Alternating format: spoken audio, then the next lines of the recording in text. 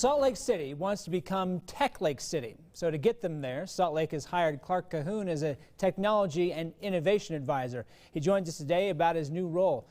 Clark, thanks for talking with us this morning. Why does Salt Lake want to become Tech Lake?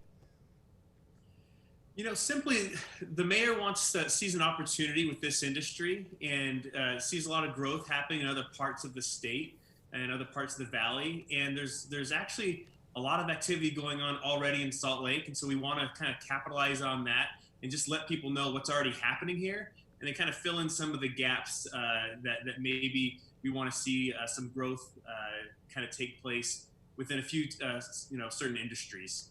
Can you give me an example of one of those things that we would notice that's different as we're Tech Lake City? Yeah, Salt Lake City has a really unique opportunity, specifically in biotech and life sciences. We have a really steady pipeline of early stage companies coming out of the University of Utah, but we also have a lot of larger companies out by the airport that focus on manufacturing, and more companies downtown that are actually maturing and growing up as well. They're actually spotted all throughout Salt Lake City.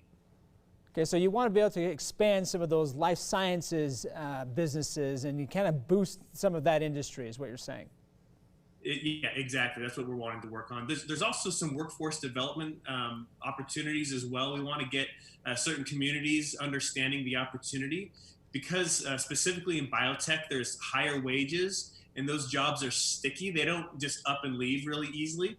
You've got wet labs that really kind of anchor in that manufacturing component that I mentioned earlier. So it's a really unique opportunity specifically within biotech. So for people who aren't as familiar with the biotech part of our industry or life sciences, what's a business that they would recognize there?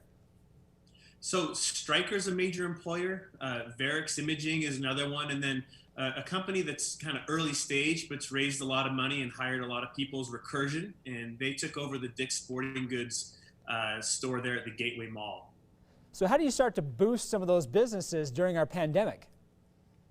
It's interesting. COVID has created some unique challenges, but it's also opened the doors for some unique opportunities. And so we're wanting to really bolster specifically this industry as well as kind of others within kind of the overall tech community as well. But we see a lot of opportunity to kind of backfill, potential companies that aren't here in Utah. But really what we want to do is work with the companies that are already here and let them know that Salt Lake City, our economic development office, cares about this industry and wants to see that growth take place here.